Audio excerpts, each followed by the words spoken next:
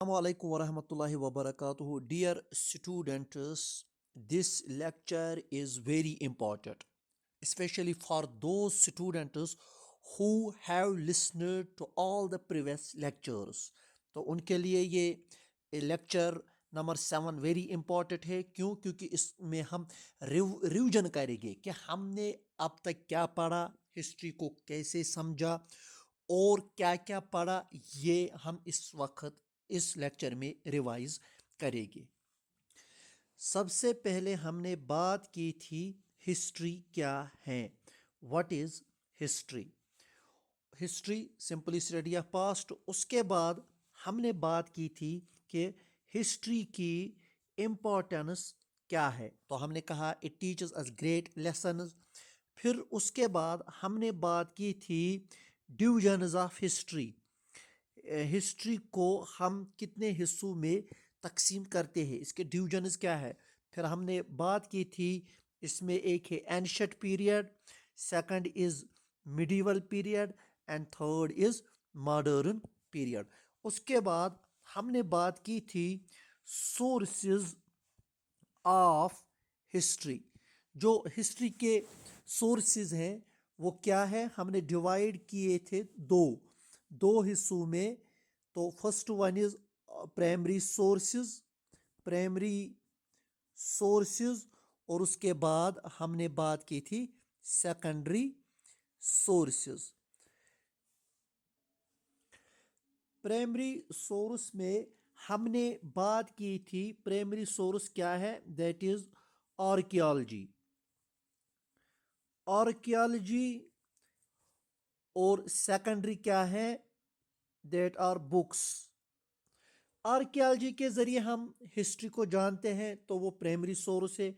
Archaeology की बात हमने की, व्हाट इज आर्कियोलॉजी, हमने कहा पास्ट रिमेन्स। जो हमारे पास पास्ट रिमेन्स है उनके बारे में पढ़ना और उनको स्टडी करना, और इस तरीके से हमें हिस्ट्री मालूम होती है। जैसे फॉर एग्जांपल इट इंक्लूड्स इनस्क्रिप्शंस। हमने पहले बात की थी इनस्क्रिप्शंस, तो हमने क्या कहा, inscriptions written words engraved on rocks. मान लीजिए ये रॉक है तो इस पर कुछ लिखा हुआ है, ये हमारे पास मौजूद है, हमें डिस्कवर हुआ है, हमने स्टडी की और फिर इस पर जांच की कि क्या है, किस दौर का है, किस बादशाह ने लिखा है, क्यों लिखा है। इसी तरीके से it includes second thing that is coins. किसी बादशाह ने करेंसी को जारी किया था, हमारे पास अब वो मौजूद है और हम स्टडी कर रहे हैं, तो हमने हिस्ट्री को जाना। Another one is that is monuments. ये जो मोनूमेंट्स है, यानी हमारे पास फॉर एग्जांपल ताजमहल है, कुतुब मीनार है, तो इनको स्टडी करने के बाद हमें हिस्ट्री मालूम होती है कि किस बादशाह ने बनाया, क्यों बनाया, कब बनाया। तो इसी तरीके से बहुत कुछ इसमें है। तो हमने यहाँ 3 एग्जाम्पल दी थी और उसके बाद हमने बात की थी बुक्स की। और बुक्स को हमने डिवाइड किया था 2 हिस्सों में। एक है रिलीजियस बुक्स। हमने कहा कि फॉर एग्जांपल हमारे पास कुरान है, हमारे पास बाइबल है, हमारे पास वेदास हैं। तो इनसे भी हम हिस्ट्री को जानते हैं, क्योंकि रिलीजियस बुक्स में भी हिस्ट्री की जिक्र की गई है। जैसे कुरान में कौम आद हैं, कौम समूद है, फिरौन है, असहाब कहफ की जिक्र है, बनी इसराइल है। तो इसी तरीके से इन किताबों में भी है, तो हम हिस्ट्री को जानते हैं। उसके बाद हमने बात की थी सेकुलर बुक्स। ये जो सेकुलर बुक्स है यानी वो किताबें जो जिनके आथर्स हैं। जैसे किसी ने कोई किताब लिखी तो हमारे पास मौजूद है, हम स्टडी कर रहे हैं, तो हम हिस्ट्री जो है, हिस्ट्री की नॉलेज है वो हासिल करते हैं। या आपके सिलेबस में जो NCERT किताबें हैं तो वो किस में है, सेकेंडरी सोर्स में आएगी वो। उसके बाद हमने बात की थी डेट सिस्टम। ये जो डेट सिस्टम है इसमें हमने बात की थी कि اے ڈی اور بی سی ای. اس کو ہم سی ای بھی لکھتے ہیں اور اس کو ہم B C E. For example ہم نے یہاں کہا تھا مان لیجیے کہ یہ ایک ہسٹری کی ڈیٹ لائن ہے اور یہاں حضرت عیسیٰ علیہ السلام پیدا ہوئے اے ڈی جس کو ہم کہتے ہیں اینوڈومنی. تو یہاں حضرت عیسیٰ علیہ السلام پیدا ہوئے. حضرت عیسیٰ علیہ السلام کے بعد کی جو دنیا ہے جو بھی یہاں اس طرف ڈیٹ آئے گا اس کو ہم لکھ سکتے ہیں اے ڈی یا اس کو ہم لگا سکتے ہیں سی ای. اور جو اس سے پہلے کی دنیا ہے اگر کوئی بھی ڈیٹ اس سے پہلے کی دنیا میں یہاں کوئی بھی ڈیٹ آئے گا تو اس کے ساتھ ہم بی سی استعمال کریں گے یا B C E. A D anno domini, B C before Christ, B C E before common era. ہم کس لیے بی سی ای ہے, B C E before common era اور سی ای کا مطلب ہے کامن ایرا. اس کے بعد ہم نے دا موسٹ امپورٹنٹ ٹاپک کی بات کی that is stages of history. تو ہم نے بات کی تھی سٹیجز آف ہسٹری, یہ ہمارا لاسٹ ٹاپک تھا. سٹیجز آف ہسٹری کو ہم نے سیم ڈیوائڈ کیا جیسے ڈویژن آف ہسٹری, تو اسی طریقے سے ہم نے اس کو ڈیوائڈ کیا. ہم نے کہا the first one is prehistoric period, تو یہ ہے پری ہسٹورک پیریڈ, اور یہ ہے پروٹو ہسٹورک پیریڈ, اور یہ ہے ہسٹورک پیریڈ. تو ہم نے کہا تھا پری ہسٹورک پیریڈ جو ہیں اس کو ہم کہتے ہیں رائٹنگ سے پہلے, بفور رائٹنگ پیریڈ, یعنی جب ہمارے پاس کوئی ریٹن ریکارڈ نہیں تھا. پروٹو ہسٹورک ہم نے کہا تھا کہ یہ رائٹنگ سے پہلے کا عرصہ ہے, یعنی اس میں تو کچھ سکرپٹس موجود ہے, یعنی رائٹنگ تو سٹارٹ ہو رہی تھی لیکن ہم اس کو ریڈ نہیں کر سکتے تھے کیونکہ ایسے سمبلز میں لکھا ہوا تھا کہ ہم اس وقت ان کو سمجھ نہیں پا رہے ہیں. تو پروٹو ہسٹورک اور ہسٹورک پیریڈ ہے جب ہمارے پاس باضابطہ ریٹن ریکارڈز تھے, اور اس کو ہم نے پھر فردر 5 حصوں میں تقسیم کیا تھا پری ہسٹورک پیریڈ کو, کیونکہ اس وقت انسان ایک کیو میں گزارا کرتا تھا, یعنی رہتا تھا, یا ہم کہتے ہیں فارسٹز, جنگلوں میں رہتا تھا. تو وہ ٹول اس کا کیا تھا, یعنی وہ کن چیزوں کا زیادہ استعمال کرتا تھا, وہ سٹونز کا استعمال کرتا تھا. تو سٹونز کی وجہ سے ہم نے کہا تھا the first ages that is known as Palaeolithic age.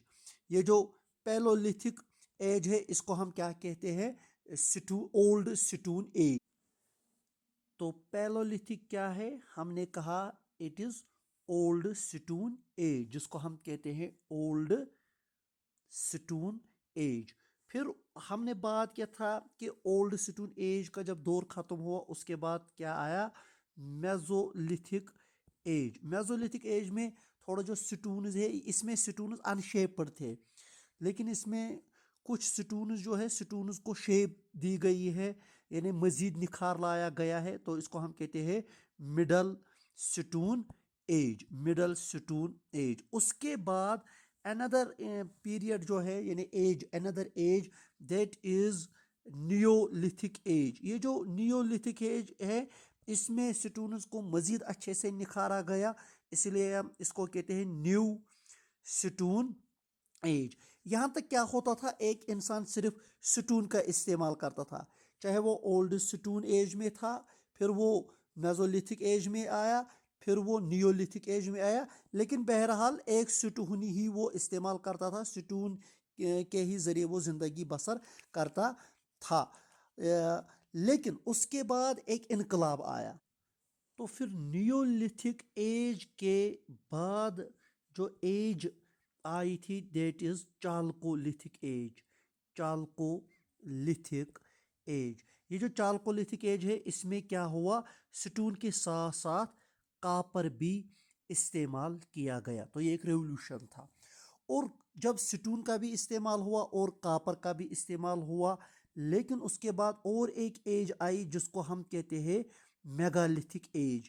یہ جو میگالتھک ایج تھی یہ سب جو جتنے بھی ایجز ہیں نا یہ سبھی پری ہسٹورک پیریڈ میں ہیں. تو میگالتھک ایج میں کیا ہے کہ لارج جو سٹونز ہے ان کا استعمال کیا گیا, یعنی اب ایک انسان نے جو فارسٹ میں رہتا تھا وہ نکل کر اب دھیرے دھیرے وہ گاؤں کی طرح بڑھنے لگا, اب وہ بڑے بڑے گھر بنا رہا تھا. लार्ज बिल्डिंग्स यानी पत्थरों का, बड़े बड़े पत्थरों का, लार्ज स्टोन्स का इस्तेमाल करता था और बड़े बड़े पत्थरों का घर बनाता। जैसे हम कह सकते हैं कुरान ने भी इसकी तरफ जिक्र किया है, कौम आद, कौम समूद, या हम यहाँ अवंतीपोरा में पांडोलरी देखते हैं हमने, तो बड़े बड़े पत्थर हैं, बड़े बड़े पत्थरों से जो बने हुए हैं बड़े बड़े घर, तो उसको हम कहते हैं मेगालिथिक एज। तो यहाँ तक हमने पढ़ा था, और उसके बाद ये जो प्री हिस्टोरिक पीरियड ख़त्म हुआ, तो उसके बाद प्रोटो हिस्टोरिक पीरियड आया। हमने वो बताया प्रोटो हिस्टोरिक पीरियड का मतलब क्या है। प्रो ये जो प्रोटो हिस्टोरिक पीरियड है, इसमें राइटिंग से पहले जो पीरियड था, एज थी, और हमारे पास रिटन रिकॉर्ड्स थे लेकिन हम पढ़ नहीं सकते थे। और उसके बाद प्रोटो हिस्टोरिक पीरियड के बाद हिस्टोरिक पीरियड आया, और इस हिस्टोरिक पीरियड में रिटन रिकॉर्ड्स मौजूद थे, यानी रिटन रिकॉर्ड्स मौजूद थे और हम पढ़ सकते थे और हिस्ट्री को अच्छे से जान सकते थे। यहाँ तक हमने इस तरीके से हिस्ट्री को बेसिक्स, जो हिस्ट्री के बेसिक्स है वो कंप्लीट किए। इंशाल्लाह अब हम एंशंट हिस्ट्री की तरफ, बाज़ाब्ता तौर पर इंडियन एंशंट हिस्ट्री की तरफ जा रहे हैं, और हम इंशाल्लाह नेक्स्ट लेक्चर में इंदस वैली सिविलाइजेशन को पढ़ेंगे। तो इस तरीके से हमने आज ये पढ़ा है, थोड़ा लंबा सा हो गया है लेकिन रिवीजन था, तो आपने ज़रूर इसको अच्छे से समझा होगा। तो इंशाल्लाह जो नेक्स्ट लेक्चर्स है बने रहे, तो क्योंकि हम अब इंडियन हिस्ट्री को एंशंट में क्या क्या हुआ है, फिर मिडीवल में मुसलमानों ने किस तरीके से हिंदुस्तान पर हुकूमत की, और फिर अंग्रेज़ किस तरीके से आए और उन्होंने पूरे हिंदुस्तान पर कैसे कब्ज़ा किया, तो इस तरीके से हम अच्छे से इंडियन हिस्ट्री को जान पाएंगे। अस्सलामु अलैकुम वरहमतुल्लाहि वबरकातुहू।